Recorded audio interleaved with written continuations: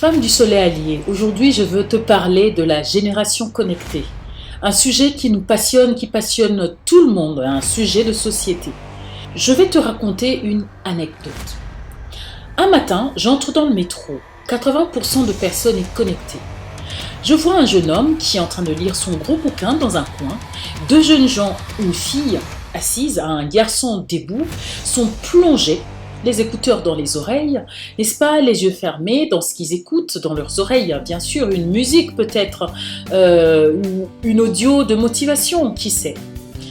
Je regarde le visage de chacune de ces personnes, aucune expression quand le métro s'arrête. Pour descendre, ils écoutent l'annonce de l'arrêt qui est faite et sans brancher. Continue. Personne, en effet, ne voit la femme enceinte qui vient d'entrer. Le vieillard qui cherche une place pour s'asseoir. Le petit garçon qui s'agite tellement et qui veut à tout prix s'asseoir et dont la mère a du mal à retenir. J'observe toute cette scène. Tout le monde est connecté sur son smartphone. J'imagine bien qu'il y a ceux et celles qui scrollent, n'est-ce pas, les images sur TikTok, sur YouTube, sur Instagram, sur Facebook, regardant les statuts de WhatsApp et j'en passe. En fait, je remarque que personne n'est là pour personne. Débrouillez-vous. Article 15. Qui est venu pour l'autre ici?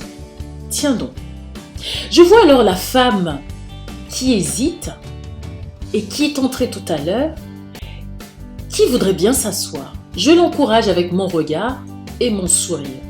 Je lui dis, vas-y, si personne ne bouge, demande. Elle hésite car elle ne sait pas comment demander. Si déjà la personne à qui elle veut s'adresser a des écouteurs dans les oreilles, je pense qu'il est impossible de l'interpeller. Le temps qu'elle cherche qui lui cédait la place, le métro freine brusquement. Le vieux monsieur qui est entré tout à l'heure tombe. Alors seulement à ce moment-là, vous imaginez bien, deux jeunes prennent conscience qu'il serait bien gentil de céder leur place. Écoutez la réaction du monsieur.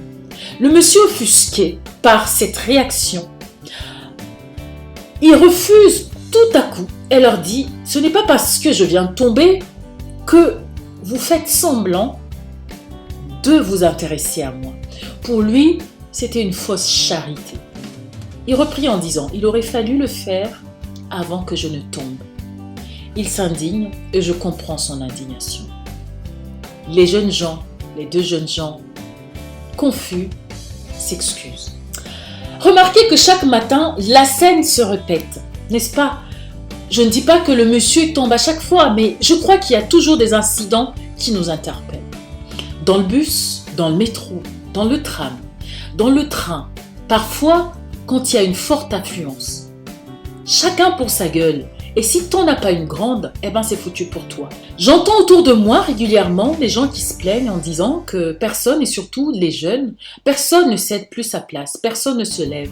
On a presque envie de t'applaudir en fait quand tu cèdes ta place dans le métro, dans le train, partout, avec un grand merci beaucoup, énormément merci, comme si c'était un acte extraordinaire que tu venais de poser.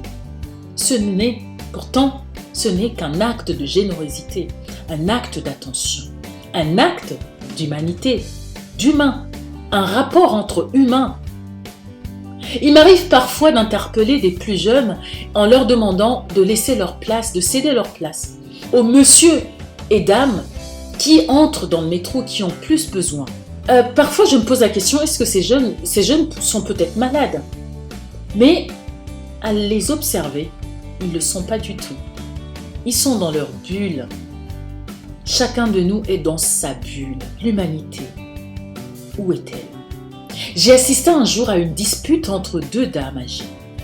Une âgée avec sa petite fille s'asseyait et une autre qui venait d'entrer, âgée, avec une carte d'handicapé, brandit sa carte devant la dame âgée avec sa petite fille assise en lui disant « J'ai le droit de m'asseoir parce que je suis en situation de handicap.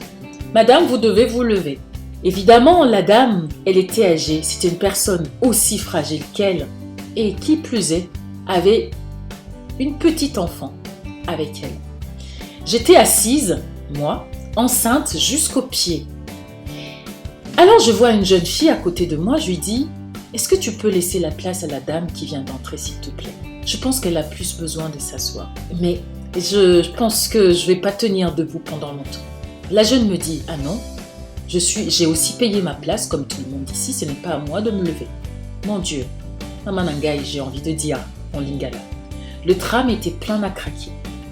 Et la dame âgée, avec sa carte d'handicapé, continue à insister et demande toujours à la dame âgée, assise avec sa petite fille, parce qu'elle ne pouvait pas me le demander, voyant mon gros ventre, elle demandait de se lever. Elle commençait à se prendre la tête, et puis je me dis, mais pourquoi cette jeune fille, cette jeune dame ne se lève pas? J'insiste auprès de la jeune dame. Je lui dis, peut-être que vous êtes malade, peut-être que vous êtes souffrante, je suis désolée, mais ce serait vraiment avisé, si vous ne l'êtes pas, de laisser aux personnes fragiles physiquement de s'asseoir. Elle explosa tout à coup. Mais madame, avez-vous un problème avec moi? Pourquoi ne vous levez-vous pas? J'ai dit, oui, vous avez raison. Et puis je me lève. Cela provoqua un remue-ménage dans le tram. Tous ceux et celles qui étaient autour de moi étaient scandalisés.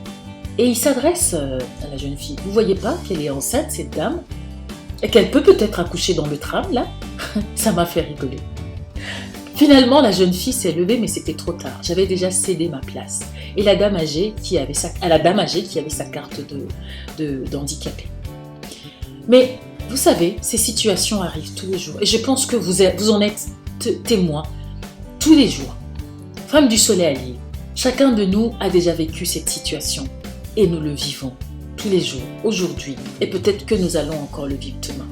S'abstenir de se lever pour céder la place à une personne plus fragile que soi. Se disputer une place ou vouloir entrer en premier dans un bus sans tenir compte des personnes qui en ont encore plus besoin que ce soit. J'estime que quand tu quittes chez toi, d'accord, quand tu traverses le pan de ta porte pour sortir, tu vas à la rencontre des personnes, d'autres personnes. Et c'est pour ça qu'on parle de lieux publics. On parle de transport public. Tu quittes ton cocon privé pour embrasser le public. Tout est question de droit maintenant, aujourd'hui. J'ai le droit de, j'ai le droit à. Tout ça remplace la capacité d'humanité, de générosité qui caractérise chaque être humain. C'est mon droit. Alors, c'est ton droit, d'accord. T'es-tu posé seulement la question de savoir comment t'aimerais qu'on te traite, toi, quand tu seras vieux ou vieille, et quand ce sera toi qui auras besoin, n'est-ce pas, d'un peu de générosité, d'un peu d'attention? T'es-tu demandé comment aimerais-tu qu'on traite ta mère, ta grand-mère ou quelqu'un d'autre qui t'est cher et qui se retrouverait dans cette situation?